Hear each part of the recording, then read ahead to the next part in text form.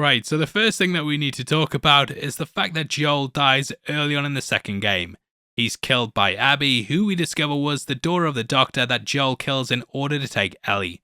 We learn that for years Abby trained her body to peak perfection so that she could track down Joel and get vengeance. This happens as well, and along with a group of people, she heads out from Seattle to Jackson.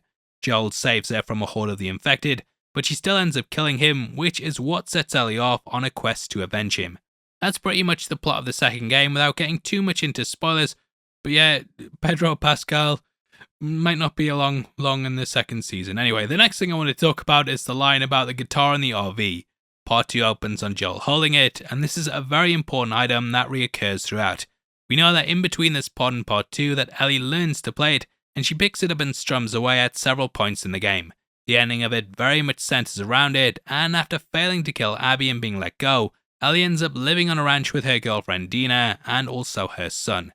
This is a sheep farm like what Joel said he wanted in the season, and with this added context, it's very much Ellie living Joel's dream. We also get references to the moon comment with a flashback showing Joel taking Ellie to a museum for her birthday.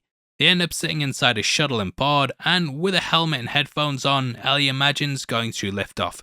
Now back to the guitar, and after Ellie experiences constant PTSD flashbacks, she ends up leaving to hunt Abby down after Tommy tells her where she was spotted. Ellie ends up finding her in Santa Barbara completely disheveled after being captured by a group of slavers known as the Rattlers. She ends up saving her, but as she goes to sail off, Ellie once more gets a PTSD flashback and she forces Abby to fight her. During this fight, Abby bites off her fingers, and though Ellie gets the upper hand, she decides to let her go. This is because she remembers Joel, and she learns that she could forgive him, and thus forgives Abby too. Anyway, people kick off about it.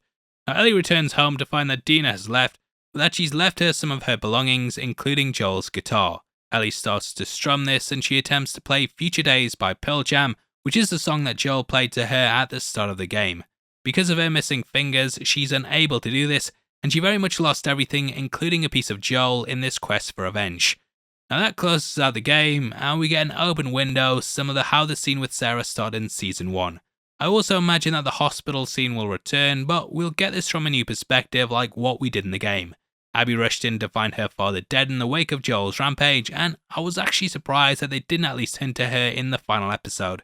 I still think Season 2 will play out like how it did in the game, but maybe they just didn't have her cast yet, or maybe they just didn't want to have the conversation around the finale being a very, very controversial one. Because Abby's a very controversial figure.